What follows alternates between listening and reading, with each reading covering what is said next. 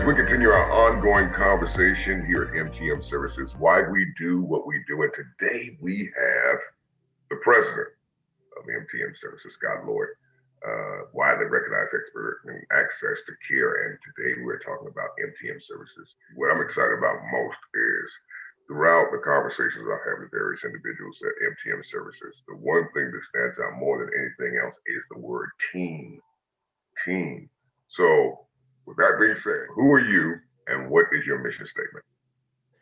Well, for me, we used to have a really long mission statement, and as president, the kind of the cool part is I got to change it. And for me, we've kind of boiled it down pretty simple. We help those who help, and it's about what can we do to help the staff that are out there working every day so that they can give the best care possible without having to fight against the systems that were keeping them from doing the jobs they wanted to do.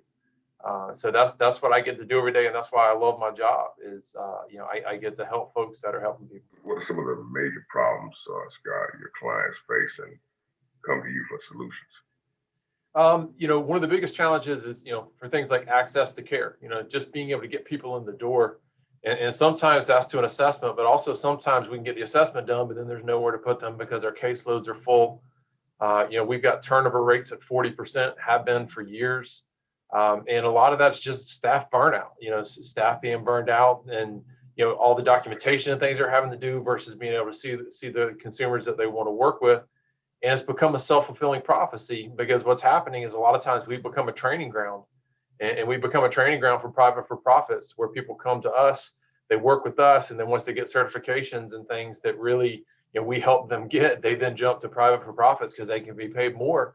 But a lot of it, again, is our systems, are making it where, we can't be competitive. So for me, we want to try to help teams set up systems that are going to be competitive while also keeping the quality of care.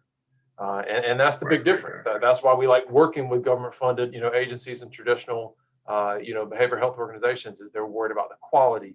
And that's what we want to make sure we can help them keep, but still be competitive price wise. How do you work with clients to solve this problem, and what is your role and what is your process? The biggest thing for me is really understanding that, we have to know exactly where they are. And a lot of the teams, when we go into work with them, they've tried change efforts before, but they're going off of their opinions. They're going off of their gut feel. And one of the biggest things that we do, and actually I started doing this back 2004, was one of the first times, we had done this, was what's called gap analysis. Where we sit down with staff and we talk with them and we actually kind of plot out everything that's happening from the moment a staff member receives a phone call from a consumer all the way through, coming into care. Now we also do look at back office and billing. We look at IT systems, but we measure because what I don't want to do is I don't want to go in and try to put a change in place that we think might work. We want to know exactly where people are. One thing we know is you can measure quality. You can measure engagement. You can measure outcomes. So that's what we really do. And that's our process is to use the numbers to know that we've gotten you to where you want to be. And to be honest, that's challenging for some of the members of our industry because data has always been more of a financial thing. And, we're kind of talking a clinical thing. But for us, we know you can measure engagement. We know you can measure success. So that's what we try to do.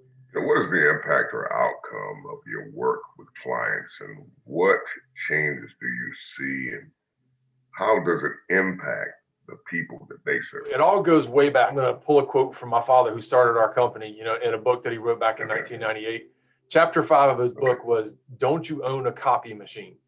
And that was from talking to consumers who were saying, hey, I filled out the same form 15 times. I've given you the same information all these times. Can't you just photocopy it and hand it to the next person? We still have that even with EHRs and still in a digital age, depending on where you go in the agency, it's different forms, it's different questions. People having to repeat themselves over and over again. What our consumers keep telling us is, I feel like, what we're doing in assessments and treatment planning is more about, the agency setting up their system more than it is about actually giving care to me.